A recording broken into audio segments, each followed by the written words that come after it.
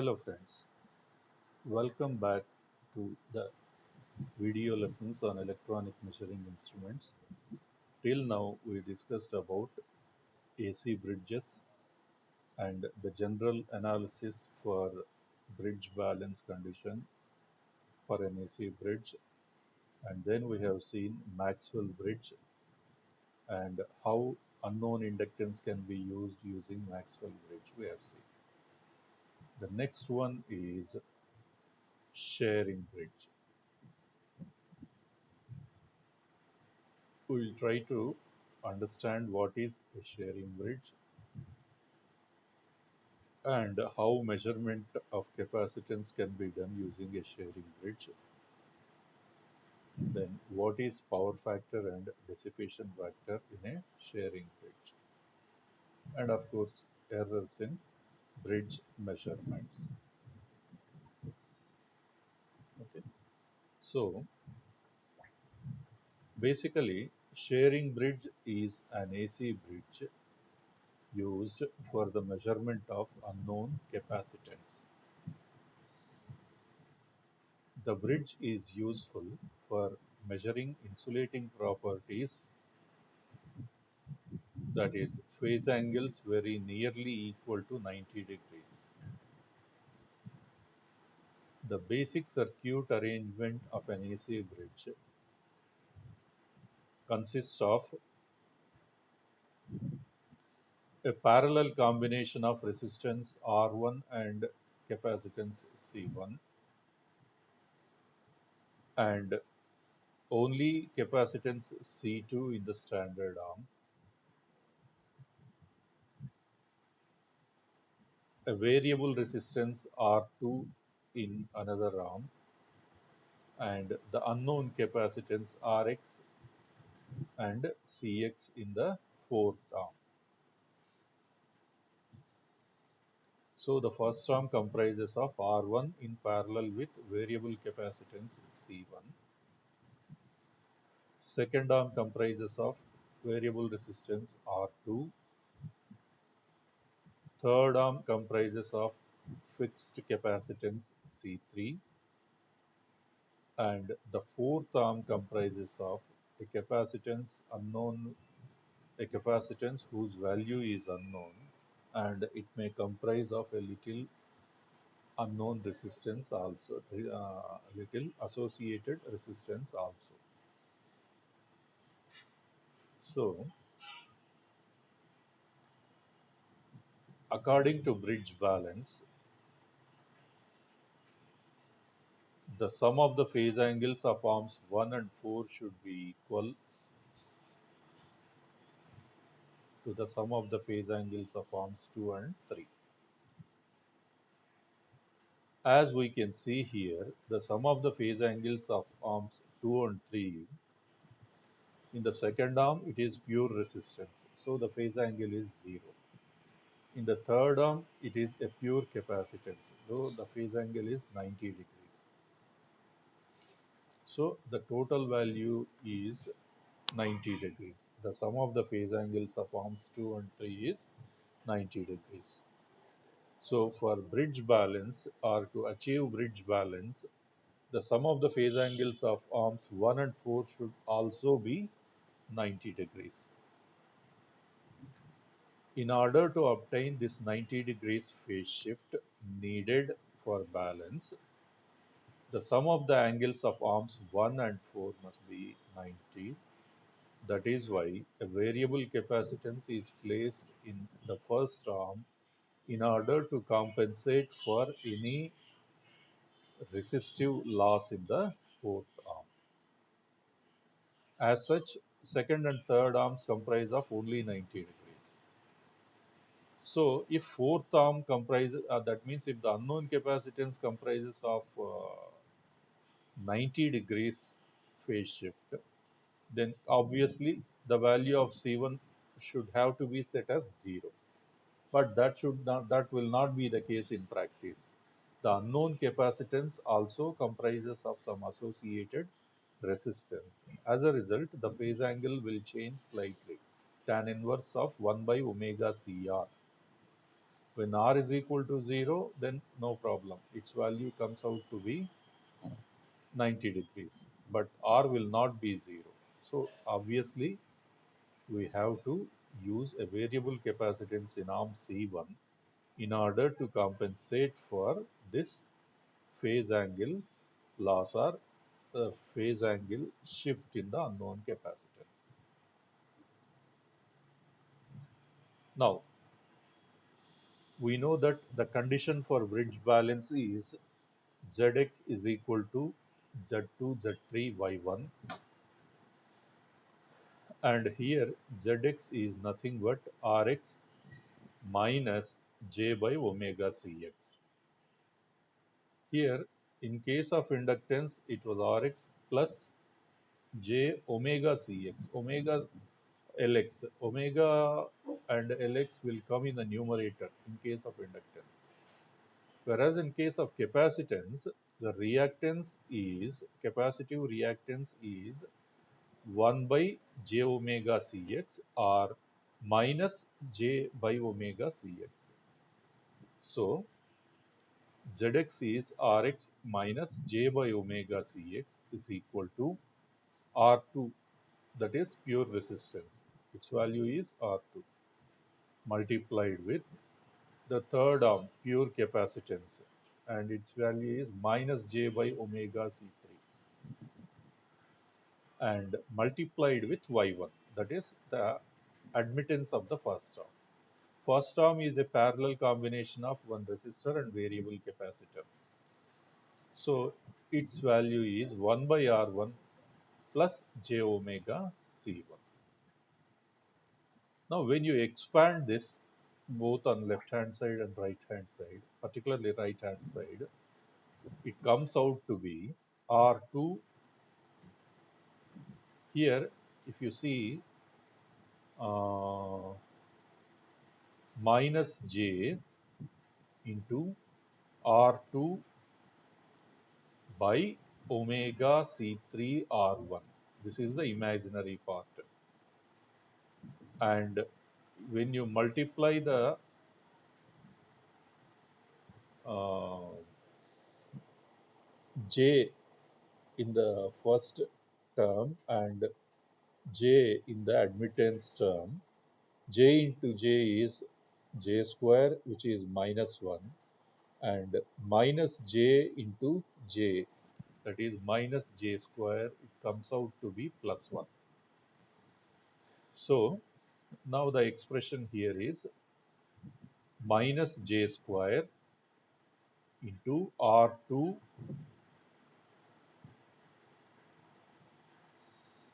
omega C1 by omega C3. So minus j square is 1. Omega C1 by omega C3. Omega gets cancelled out both in the numerator and denominator. So the expression is R2 C1 by C3. Now, equating the real and imaginary parts, Rx is equal to R2 C1 by C3 and Cx is equal to C3 R1 by R2. C3 R1 by R2. The power factor of a series RC combination is defined as the cosine of the phase angle of this circuit. So the power factor here is Rx by Zx. Rx by Zx. But for phase angles close to 90 degrees, the reactance almost equals to the impedance. So we can write power factor as Rx by Xx, that is omega Cx Rx. And the dissipation factor for a series RC circuit is defined as the cotangent of the phase angle. So cotangent comes out to be Rx by Xx. If you see the phasor diagram, looking at the value of theta and the associated arms, what is cotangent? Opposite arm by adjacent arm. So it comes out to be Rx by Xx. Similarly for cosine, opposite arm by hypotenuse. So it was Rx by Zx. Now dissipation factor D is equal to Rx by Xx, which should be omega Cx into Rx. Quality factor of a coil, we know that XL by RL, that is reactive part by resistive part, and even in case of capacitance, the dissipation factor is the reverse of the or the reciprocal of the quality factor. So for capacitance, we talk in terms of dissipation factor, and for inductances, we talk in terms of uh, quality factor. Now here, by substituting the value of Cx in equation 1 and Rx in equation 2, that is here, Cx in equation 1 and Rx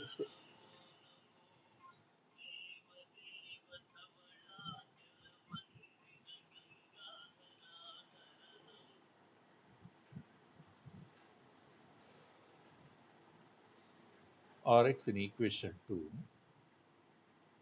we arrive at the expression D is equal to, what is the value of D? D is equal to omega Rx Cx as such. But what is Rx?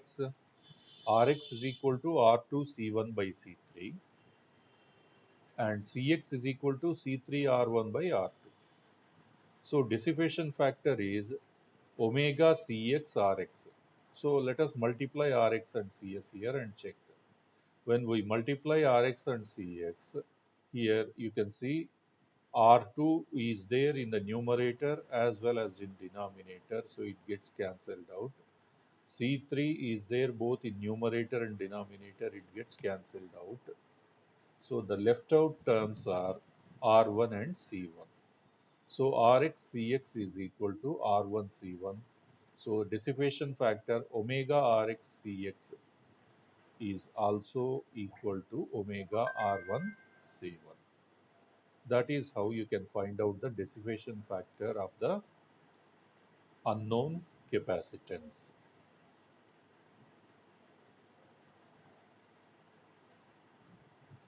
Now let us try to solve a simple example problem pertaining to sharing bridge.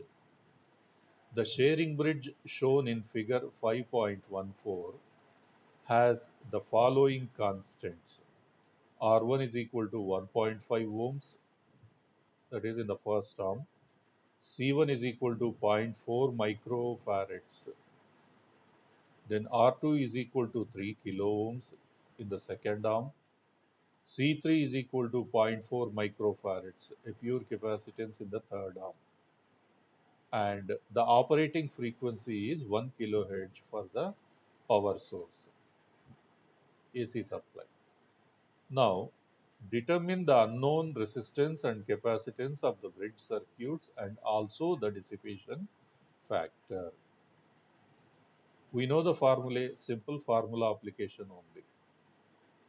R1 is 1.5 kilo ohms, C1 is zero point 0.4 microfarads, R2 is equal to 3 kilo ohms, C3 equal to zero point 0.4 microfarads, and F equal to 1 kilohertz.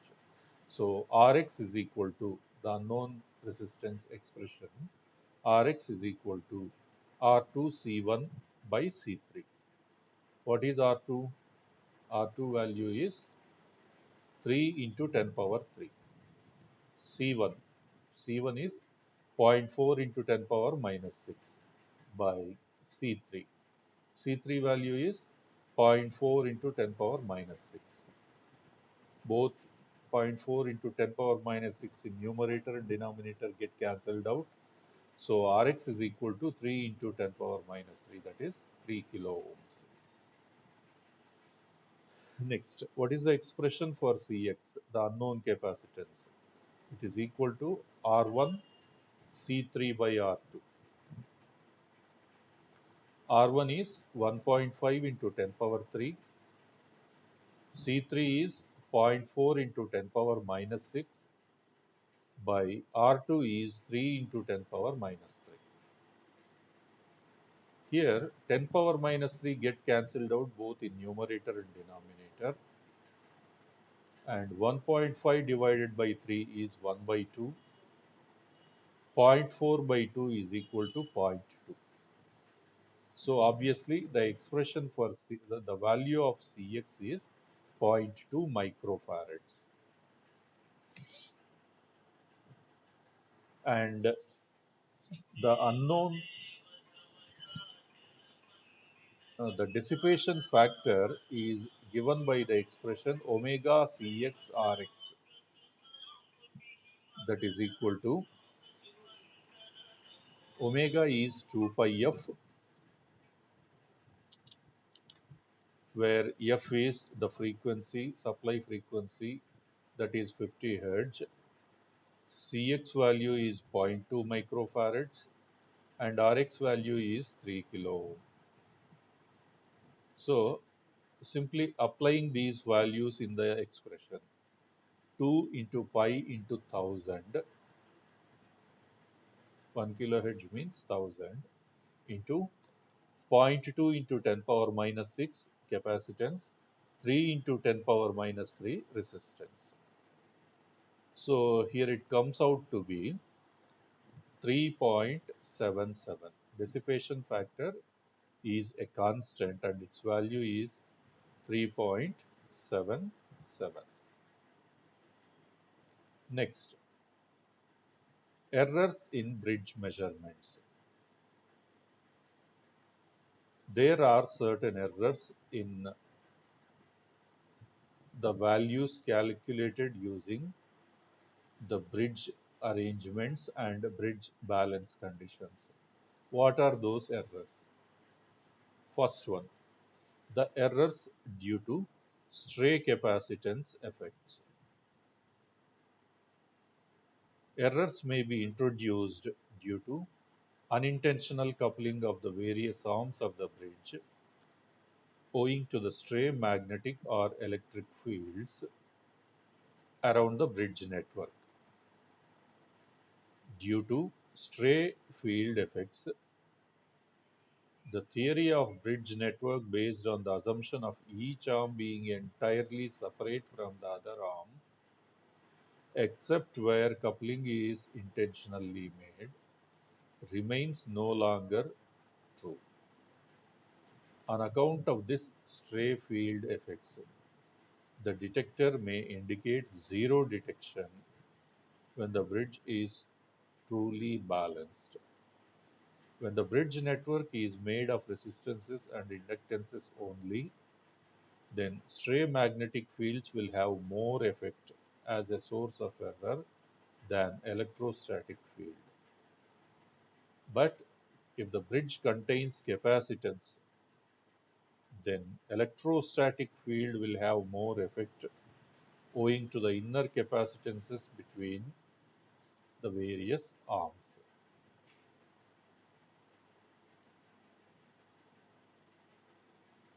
Second one, leakage errors.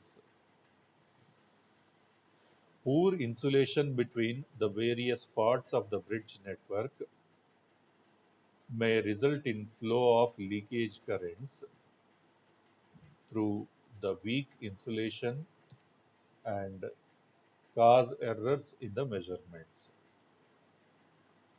This particularly becomes true in case of high impedance bridges. Such bridges can be avoided by using high grade insulation and mounting the apparatus on insulating stands. Next, eddy current errors. Errors may result due to various variation in the values of standards, which may occur because of induced eddy currents in the standard resistors and inductors. In order to avoid such errors, the presence of large masses near the bridge network is avoided. This is very important. In presence of large mass elements, that is metallic elements, eddy current losses would always result in errors. The next one is residual errors. Though the resistors used are taken as non-inductive and non-capacitive resistors, but their inductance and capacitance are never zero. Residual means small inherent inductance or capacitance of the resistors. In precise measurement work, it becomes necessary to evaluate them in order to eliminate them or compensate for them to avoid these type of residual errors. The self-inductance is important only when the coils used are multi-turn coils and supply used is of high frequency. Most of the errors they occur at high frequencies only, because at high frequencies even a minute residual voltage or a minute electrostatic field or electromagnetic field or eddy current or leakage results in errors. So when we are dealing with measurements using bridge circuits using high frequency excitations, then we should remember all these errors and we should take care of these errors and try to compensate for the errors mounted in measurements. Then frequency and waveform errors.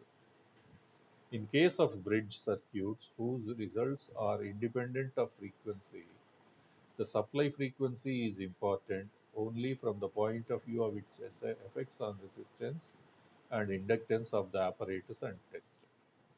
The presence of harmonics in the supply waveform. This is one more uh, point of worry actually. Harmonics in the waveform. AC supply, if we say 50 Hz, it has to be 50 Hz. But due to fluctuations, the frequency keeps on varying in terms of harmonics. Harmonic is nothing but a combination of number of high frequencies. So the presence of harmonics in the supply waveform is also important from the same point of view. In case of bridge networks whose balance condition involves frequency, the variation in supply frequency is very important both from the point of view of balance and evaluation. The waveform of the supply is also important as the bridge cannot be balanced both for fundamental and harmonic frequencies. The difficulty is overcome either by employing filters which eliminate the unwanted harmonics from the source or by employing tuned detectors in place of filters, such that vibration galvanometers which do not respond to harmonics and respond readily only to the fundamental frequency for which the circuit is tuned. So this is all about sharing bridge and use of sharing bridge for the measurement of unknown capacitance, and what is power factor and dissipation factor for a capacitor, and what are the various errors involved in bridge measurements and how to compensate them. The next topic would be electronic voltmeters. That we'll see in the next class. Till then, good day.